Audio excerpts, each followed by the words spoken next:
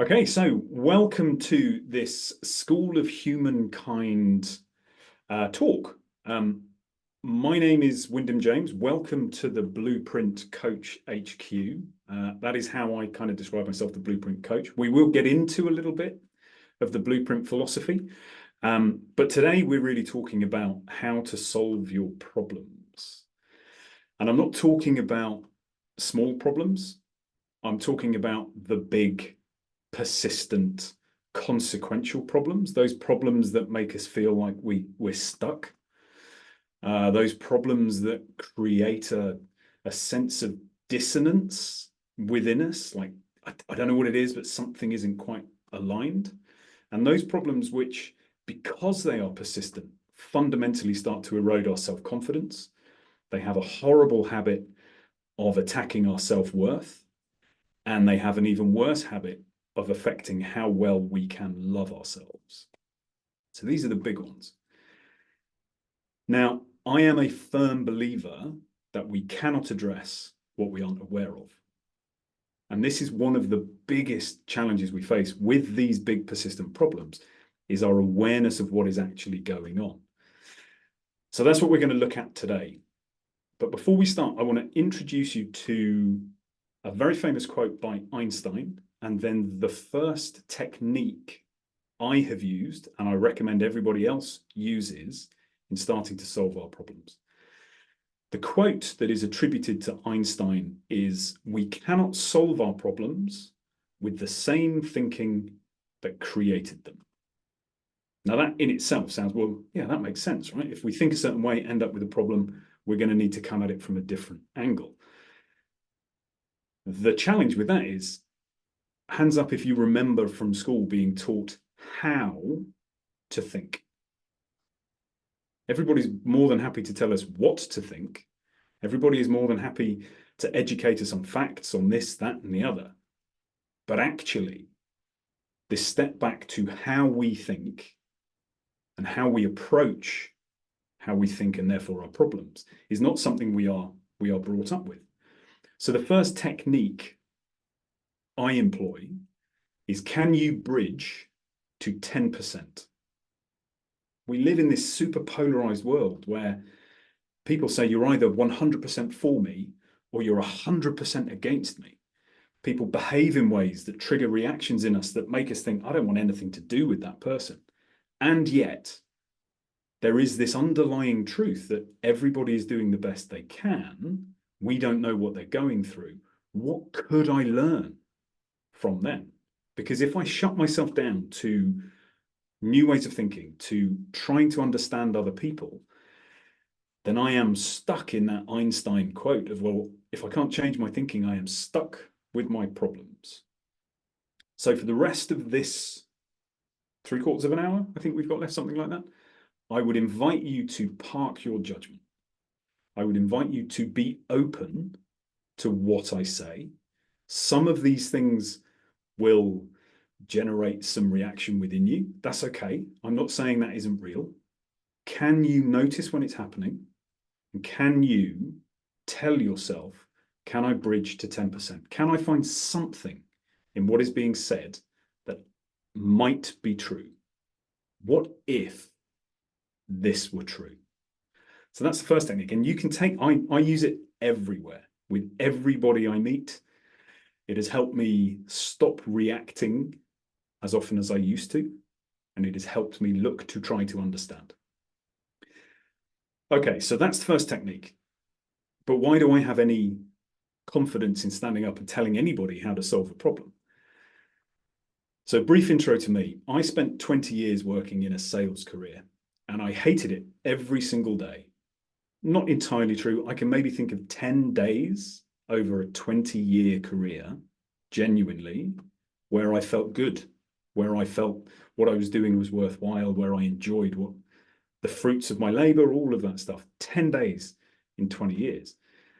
And the problem I had was I didn't know what else to do. I didn't know how to solve the problem that I was faced with. And so every time I was in a job for the first half of my career for 6 to 12 months.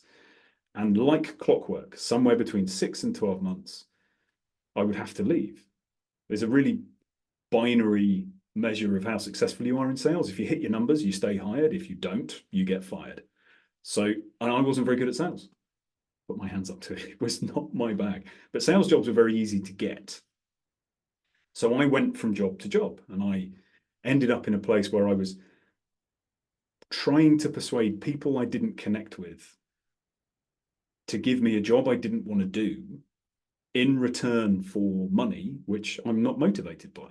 So it was this perfect storm. But every time I came around to asking myself the question, what do I do? I couldn't solve it. So I didn't do anything. I carried on. And every time I went around that loop, my confidence took another hit. That changed about 8 years ago when I came across the second technique. And some of this is leap of faith stuff. The second technique are two simple statements. Where you are, what you are doing, and the problems you are currently experiencing are not your fault. They are your problem. For such a long period of time, I was blaming myself. As I went round that paralysis loop, I was blaming myself because we're told there's a choice in every moment. You can do whatever you want. I don't know what the problem is. We're told these things, and when we cannot find a way to solve it, then we start loading blame onto ourselves. We start loading this great weight that bears down. And when we're to blame and we can't solve it, how does that ever engender a mind and a headspace where we can really start to look at what the problems are? So I go back to it. It is not your fault. Blame disempowers us. Understanding that it's not our fault and that it is our problem to solve empowers us. It gives us the agency to do something about it. So at the moment, we've got bridge to 10%. Can you find something in what people are saying? Can you find a new technique? And we have this fundamental truth, which is it's not your fault. It is your problem. So when I was in my jobs, I was moving from job to job. And essentially, this is the big problem. I was shuffling deck chairs. I was rearranging the deck chairs. Now, there's a saying, rearranging the deck chairs on the Titanic, and I'm hoping you've all heard of the Titanic. Rearranging deck chairs while the Titanic is sinking doesn't seem like a very fruitful use of our time. So if that were us getting off the Titanic, understanding the core problem, this ship has hit an iceberg and is going to sink, that's the problem we need to be addressing, not the fact that the deck chairs are misaligned. And this is essentially where we end up. We end up working with the symptom of the problem.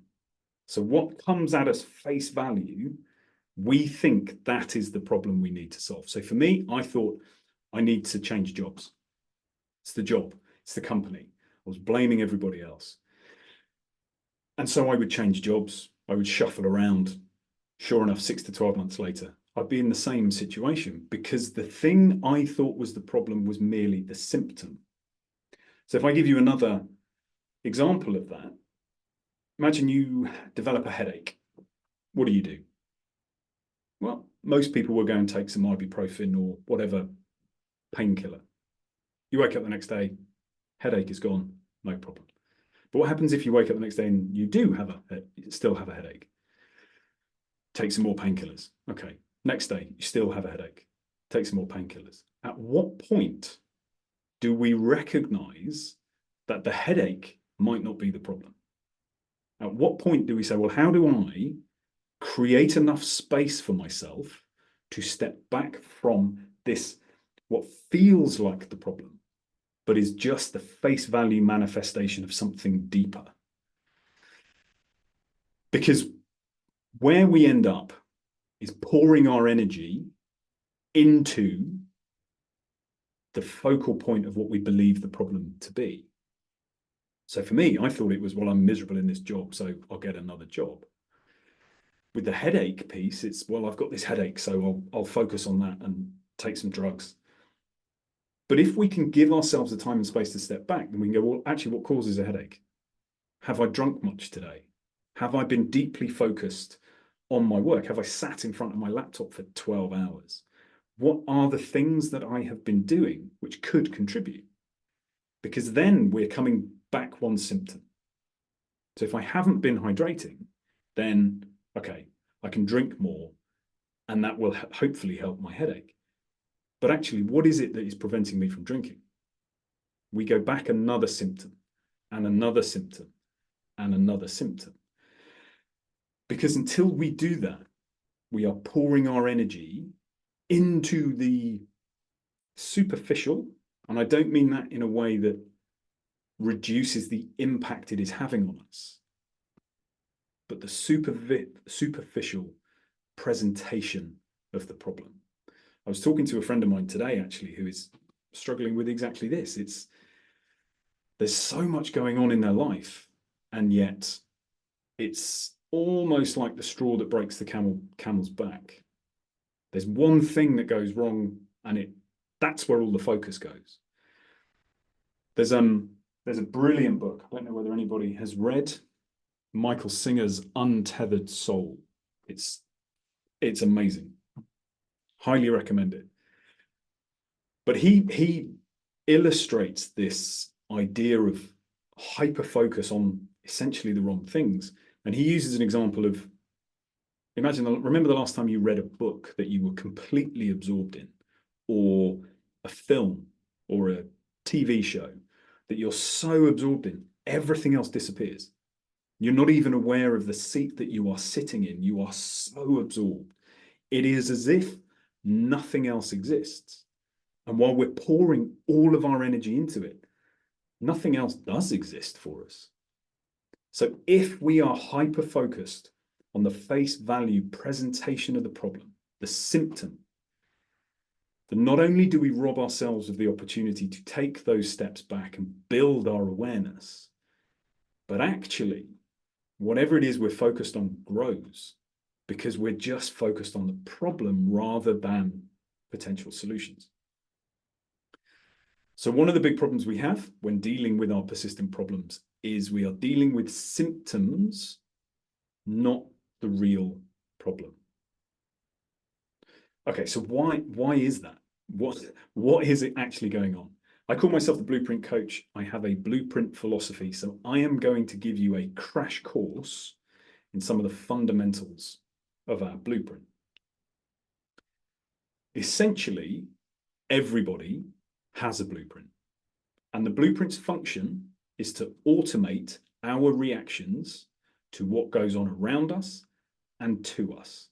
And its primary function is survival. It is linked to, governed by that ancient part of our brain that we haven't evolved out of yet, that sees risk everywhere. So imagine the leopard in the long grass. Back in the day, if every time you heard the grass move, you had to go and explore to say, I wonder if there's a leopard in there, you might get lucky 9 times out of 10, but you only have to be wrong once. And it's a very messy end. So what happens is our blueprint becomes embedded with triggers and reactions. So the trigger in that case would be the sound of grass moving. Automatically, without our brain kicking in, without our thinking mind kicking in, the emotional reaction is to run away because there is this potential risk. Now, that is our blueprint today, even though very few of us are faced with real life and death risk in our day-to-day life. But our brain doesn't know that. It is still in survival mode. Okay, so we have this blueprint. We have these automated reactions. What are the triggers? How is this reaction triggered? All of our reactions are attached to either a belief or a truth. And I put truth in inverted commas, because everything we think we believe and everything we believe to be true has nothing to do with objective truth. I say everything. Gravity is probably an objective truth. But you see what I mean? When we're thinking about ourselves or other people, the things we think we believe and the things we believe to be true are merely stabilizers. They are all part of this incredibly sophisticated system. That means we don't have to analyze everything we see and everything we hear. We have this built-in safety mechanism that says, right, we're just going to react to these things. So if our beliefs and truths have nothing to do with objectivity, where do they come from? Well, they are embedded in us from our earliest ages, and we get them from the people who are responsible for our safety. So our primary caregivers, when we're kids, the rest of our family, if we've got siblings, we will get some from them. We will get them from our schooling. We will get them from the social environments we are put in as kids. And there's an important couple of things to recognize about that, because as kids, we have no awareness of this deep stuff that's going on in our mind, and we have no choice. As a child, it's very rare that you get to say, well, I don't want to go to that school, I want to go to this school. I know that does happen. But typically, you go to the closest school. Typically, you have the teacher that the school assigns to you. You don't get to choose your parents. You don't get to choose your siblings. So all of these people have these incredibly powerful influence on us. And the way it works is through inclusion criteria. Right? This old survival part of our brain is absolutely focused on us not being ejected from the groups we are part of, because it still thinks if we're rejected, we're out on our own and we're not going to survive. Now, the behaviors that prompts in us is to shave off our corners. Is when we're kids and we're being loud and we're being kids, and parents tell us, calm down, don't make that noise, be quiet, do this, do that. There's a real risk to us of not being accepted if we continue to play up. So we change our behavior. We start compromising, even without knowing it, who we really are. And we do that because that's what we've been taught to do. With our beliefs, well, what we hear repeated often enough becomes a belief. Now, that doesn't just have to be about us. That can be about other people. It can be about the kind of people we are. It can be the kind of people they are. It can be this particular situation. That isn't for us. This isn't an opportunity that would be available to people like us. All of that comes from people who are doing the best they can. This isn't a, let's gang up on our parents and our parents' parents. Everybody is doing the best they can with what they know and what they have. The impact on us is still material. So we end up in this situation where we have a whole load of unconscious automated triggers that trigger an emotional reaction first. We have a whole load of behaviors that are designed to keep us included. They are designed essentially to make other people comfortable with us. They don't necessarily take into account our deep personality, our individuality, our authenticity. And we end up moving through our life with these automations in place. So for me, one of the big challenges is interrupting that automatic reaction. Because how often does something deeply positive come from an immediate, deep emotional reaction? I'm not dismissing the validity of the reaction. That's a different question. But when we are dealing with repetitive problems, with repetitive behavior that doesn't move us forward, doesn't get us to where we want to go, then it's not our fault. It is our problem. And it is incumbent on us to give ourselves the space to create what we really need. And that's the problem in a nutshell. We're dealing with symptoms, not problems. We aren't connected enough. That whole process of our blueprint being developed fundamentally disconnects us from who we really are. We forget. We forget why we were weird. We forget the crazy thing we used to do. We have language that, even then, I'm using the word weird and crazy. Like, those are pejorative terms normally. They're not. They're amazing. Bring me more weird. Bring me more crazy. Because those people have compromised less.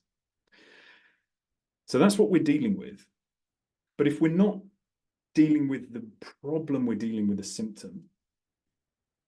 Is there a set of general needs in us? You can see this is a very leading question. Is there a set of general needs in us? Yes, there is, or there are. I think there are 7 fundamental needs we as human beings have. And our problems, which ultimately end up symptomatic, in some way are related to one or more of these. So the 7, and we fundamentally need to feel seen for who we are. And given the compromises we've made in order to remain involved and included in groups, my sense of it and the people I work with, and certainly in my life, there are very few of us walking around really standing up and projecting who we are at our deepest level, because most of us have lost contact with that person. Second one is we fundamentally need to feel heard for who we are, for what we think, what we believe, what is going on beneath the facade we often project. We need to feel accepted for being who we are and saying what we say. And we need to feel loved. Now, there's a big 4, but there are 3 that come into like a safety aspect. And the first is we need to feel physically safe. And again, when we think back to our blueprint, how that blueprint is created, the behaviors we then adopt in order to remain physically safe,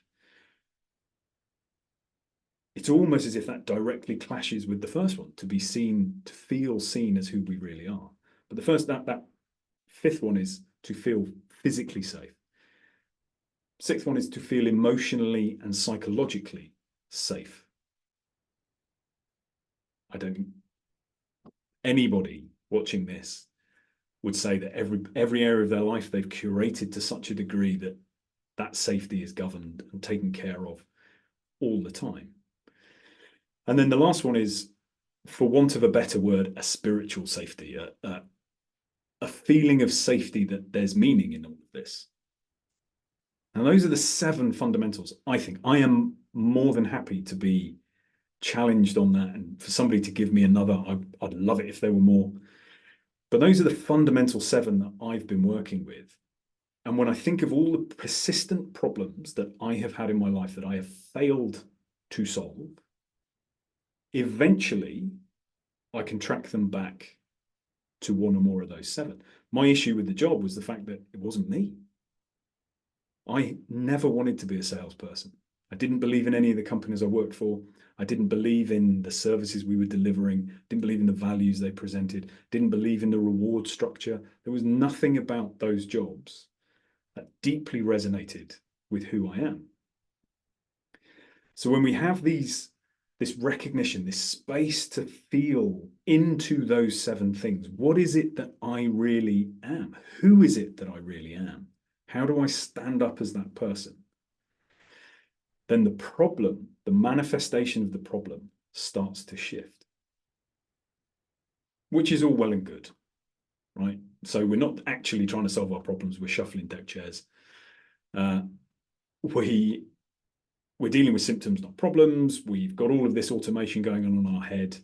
What do we do about it? Because that's the fundamental challenge, is how do we solve these deep problems? Unsurprisingly, the work is quite challenging. It is equally deep to the depth of the problem. And there is a framework I have developed and use to help with this. Like I said at the beginning, these are not quick fix problems. This is not figuring out where to go to dinner or a mild disagreement over whose job it is to do the washing. Although that's probably just a symptom. And somewhere along the line, relationships are rife with this. I have many instances in my own marriage. I've been fortunate enough to be married 18 years. Many instances over the years where the straw that broke the camel's back is not the problem. The problem comes as a result of my wife not feeling heard 6 months ago. And I consistently didn't hear her. And then the washing wasn't done. That became the problem. And me as a man, horribly stereotypical. So ignore the fact that I'm a man. My approach was always solve the problem in front of me, which wasn't the problem. The problem was not about who did the washing. The problem was that I hadn't heard my wife. So there is a framework that we can work with that allows us to deal, enables us to deal with these deeper, much more impactful problems, or rather deal with these problems in a way that is much more impactful. And I call it the 2-4-6 framework. Technically, it's 1-2-4-6, but that doesn't scan anywhere near as well. So I'm just going to go with 2-4-6. So let's start with the 2. I spoke about our blueprints being studied with truths and beliefs. Now, until we have consciously gone looking for the things we believe, or the things we think we believe, and pressure testing them against our lived experience, how can we be sure they're our beliefs? How can we know that the automations that are governing our life are truly ours? We have to go looking for them if we want to be confident that our reactions are truly ours. But there are hundreds, thousands of these beliefs and these truths that get triggered in different ways at different times. So how do we create a system where actually I can hold a container for all of them? 2 beliefs. We have one overarching belief that is the aspirational, that is, I can do anything I really want to do. I can reach the goals I really want to reach. I can create the life I really want to create. And then, because there will be days when that doesn't feel true. There will be days when we're doing this work where we can't reach that aspirational belief. So we make sure we also have a safety net belief. And because these are really difficult to, these belief piece particularly is very difficult to devise one of our own, I'm going to share mine. So I have an overarching and I have a safety net belief. And my overarching belief is I deserve the right to create the life I really want to live. And for a very long time, I didn't believe that. I thought I was stuck in where I was. I didn't deserve more. I didn't deserve different. But I do believe that now. So across all of these other little truths and beliefs that when they get triggered, doubt will creep in, I have this overarching belief. And the days I cannot get there, the days I just don't believe it, and I can't drag myself to it, I fall back to my safety net belief. And my safety net belief is I am on the right adventure. The path I have chosen to create what I really want is the right one. Doesn't matter how hard it gets, and believe me, it gets hard. It doesn't matter. That is all part of it. I am on the right adventure. Now, with those 2 beliefs, the overarching and the safety net, when these blueprint truths and beliefs get triggered, I still have this cushioning above and below them. So I have a space in which I can take a step back. I can interrupt the automatic and I can start to assess the validity of those beliefs. Maintaining the ones that are still valid, because some of them will be, and looking to remove and replace those that are no longer valid or maybe never were. So we have 2 beliefs. Then we have 4 pillars. And these are really the, I guess, I nearly said key performance indicators. Desperately trying to shrug off my old corporate job. But these are the resonances that allow us to kind of measure how far we have come in the solving of these problems. There are 4 of them. The first one is ownership. The second one is authenticity. The third one is self-love. And the 4th one is integrity. Now, ownership ties us right back to it's not your fault. It is your problem. Because ownership requires us to truly own 100% of what is ours to own. So that is anything that involves a decision by us, that's us. That's ours to own. But it also requires us to put down everything we are carrying for other people, because those responsibilities are theirs. Of course, there are environments where maybe you're a carer. I'm not saying you kind of let your kids, well, you're off on your own, there's a patch of sprouts out the back, help yourself. I'm not saying that. What I'm talking about is some of these psychological efforts that we carry on behalf of others, that we shift how we are, we change the shape of ourselves for other people's comfort. To truly own who we are, we recognize where we're doing that and we stop doing that. Really challenge 100. Like I said at the beginning, this is difficult work, but this is how we get to that point where we are truly ourselves. So number one, ownership. Number two, authenticity. We are taught and conditioned throughout our lives to be disconnected from who we really are. We shift our shape to be what is expected of us. We shift our expectations based on the expectations of those who are around us the most and condition into us the beliefs and truths. Creating time and space to get deeply connected to who we are, what lights us up, what do we really believe? What is the impact we want to make, big or small? Who are we really? Is the second pillar. Third pillar, massive, self-love. Hugely challenging for me personally for all but the last 5 years, and even now, is such a difficult task to accept everything that is you, to love everything that is you. And it's hard because, well, we're not brought up in a world that does that. We are brought up in a world that judges people all the time. So we learn judgment. But essentially, we're judging that which makes us human. I cannot guarantee that my brain isn't going to flood me with weird thoughts and dark thoughts and things that I'm not proud of. It's part of being human. I cannot guarantee that I won't make a decision that has an impact on somebody that I didn't intend and is bad or negative for them. Can't guarantee that. That is entirely human. And finding a way to love us for us. Third pillar. Fourth pillar, integrity. This was one that when I was first called on my own integrity, this was one of those triggers. I did not emotionally respond well to that. But integrity is related to the other three pillars. How well are we showing up, owning everything that is ours and putting down everything else? How authentic are we being? How deeply have we connected with ourselves? And how do we show up day in, day out, irrespective of whether it costs us, especially when it costs us?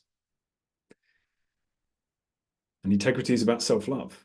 How often does our mind switch us from self-love into self-judgment? When we can stand on those four pillars, I think we've done it, tick. But that is a really big challenge. So at the moment, we've got a couple of beliefs that are going to help us. We've got 4 pillars that we can start to navigate our life using, but that doesn't help us. How do we do it? 6 essential elements. The first of which is compassion. And in this instance, compassion always starts with us. And it is about eventually eliminating, but to begin with, suspending judgment. Because in the face of judgment, there is no thinking, there is no contemplation, there is no growth once a judgment has been triggered. It puts us into a little box, puts the box on a shelf, generates feelings that make us feel a bit sick. So compassion is linking back to that we are human. There is nothing we can think, say, do, or experience that is not 100% part of being a human. Giving ourselves the reminder when the judgment kicks in, so, I'm going to take some time to suspend that. I'm going to accept this thing whatever it is. It's just part of me being a human being. Then we move to the second, which is curiosity. Because once we've suspended judgment, the thing that stops us contemplating and thinking and learning and growing, well, that's where we want to go next. Into curiosity. What does this say about my blueprint?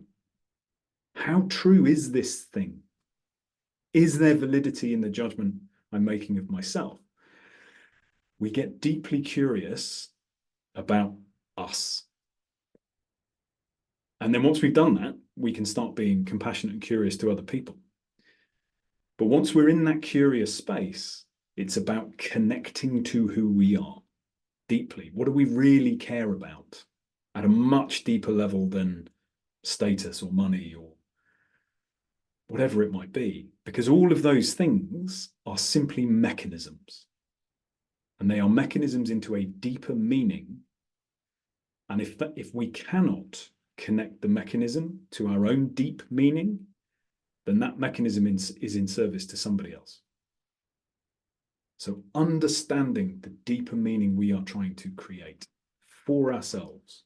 How do we want to be? What's the impact we want to have on the people around us? How do we want to feel when we wake up in the morning? How do we want to feel when we go to bed at night? How do we want to feel when people ask us, oh, what do you do?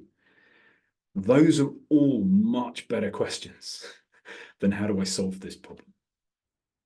So compassion, curiosity, connection. Okay. So what do we do to build those? We start to practice awareness, the fourth of these essential elements. And awareness is that step back. It's the interruption of the automatic. It's feeling when we have that emotional reaction and consciously interrupting the process. We moved into this house a couple of years ago, my wife and I. And historically, I have shown signs of procrastination in almost every area of my life. I'm not going to say I was it or I am a procrastinator, but I have demonstrated that trait. And we had a wall-mounted clothesline that needed to go up. And my wife was certain it would take 2 or 3 weeks. The second day we were here, I thought, I'll put that up today. I'll be proactive. But I didn't measure it properly, and I put it up in the wrong place, which made me very angry because my emotional reaction, my blueprint, was saying, this is just screwing something to the wall. How much of an idiot do you have to be to do that? So I took it off, put it up again, got it wrong again. Finally got it up on the third attempt. My wife comes down and goes, oh my God, thank you so much. I didn't expect you to do that today. My reaction was, this is what happens when you don't let me procrastinate. I was angry, but I was angry at me. But I had a strong enough awareness practice to recognize that's what was going on. So as my wife's face shifted to what, I interrupted, oh, just realized what's happened. My blueprint has fired. I'm angry with myself. I'm going to go and sit and try and figure out some stuff around where that comes from. How valid is that? Is this something I should is this worthy of me beating myself up over? So we practice our awareness on ourselves. Ultimately, we are the one experiencing whatever the problem is. We are the only one who can solve it. There is a caveat here that says bringing our awareness to ourselves is difficult in the first instance. You're never going to be able to do it. If you don't have an awareness practice already, you are very unlikely to be able to start your practice in the middle of your emotional reaction. Right? Recognize that to begin with, it will be after the fact. So you will have had your blueprint reaction, you will have triggered your emotions, you will have calmed down from them, and then you will have space to reflect and go, ah, that's interesting. That happened. And the more you practice, the closer you come to the event itself. Another great way to do this is to look at other people while they're reacting. Bring your awareness to what's happened for them. For me, I think it is the most powerful of all of these practices for me, that just bringing our awareness to what is actually happening, not the story we're telling ourselves, but what is actually happening. So we have awareness. The fifth is acceptance. We cannot change what is in the moment. We can take action to change something moving forward, but where we are is where we are. It's one of those annoyingly trite sounding comments. Go, well, it is what it is. Yes, but that on its own is not very helpful. It is what it is. I can accept it. There has to be something I can do that shifts either how I feel about it or shifts the fundamental nature of what I'm experiencing. So acceptance is a big one. And then the final one is intentional action. So we've understood the beliefs. We've got these 4 pillars. We're trying to be authentic. We're trying to demonstrate ownership. We're trying to put down things that are not ours. We've been through the process of compassion to ourselves and kind of go, actually, you know what? It's not mine to own. I've got really curious about who I am. I'm connected. I'm aware. I've accepted. Intentional action is the creation step. So without that intentional action, we're all up in our heads. Nothing fundamentally changes externally from all of that work. Lots has changed internally, and in some instances, that may be what is needed. But in order to change the outer world, it takes intentional action. And intentional action is understand what it is we really want, which brings us back to that. Let's solve the core problem, not the symptom. And on that whistled-stop tour of problems, the blueprint philosophy, the 7 deep fundamental needs, and our 246 framework, I will draw a line under that for today. It's 45 minutes we've been going. And I will ask if anybody has any questions. Don't feel compelled to. It's always that kind of throw to people and go, oh God, I don't want to ask a question. I wasn't even listening. I was looking after this person or doing that. But if anybody has any questions, I'm going to hold on for 10 seconds to see if you do. Don't worry if you don't. If a question comes, I'm on LinkedIn. You feel more than welcome to send me anything after the fact. But I think ultimately what I look at when I look at problems is it's always deeper than whatever it is we think we're solving is almost certainly not the problem. So first and foremost, bring our awareness to that. This is just a symptom. But what is it a symptom of? Where in my 7 needs am I not being served? Which of those is struggling? And then when we look at our truths and beliefs in our blueprint that trigger our reactions, how many of them are serving us? How many of them are really ours? Because looking at those fundamentally changes pretty much everything. I will take the silence as a request for people to get off and have their dinner, but I would like to thank everybody who attended this evening. Thank you so much. I am Wyndham. I'm on LinkedIn. There are loads of events coming up with School of Humankind. It's a hugely ambitious schedule. There are 2 free events every week. Everything from First Tuesday Talks, where we did a panel of faculty get together and talk about all sorts of different and interesting things. We had Humanizing the Workplace on Tuesday. We have talks like this. We have workshops. We have art workshops. We have meditations. We have all sorts of things going on. So if you are not currently subscribed to School of Humankind, please go to the website, www.schoolofhumankind.com, register, join the newsletter, follow us on LinkedIn, follow us on YouTube, on Instagram, anywhere and everywhere you can think of, because there is a huge amount of value coming from an incredibly talented international faculty of incredible human beings. On that, I will wish you a good evening, and I will speak to you soon.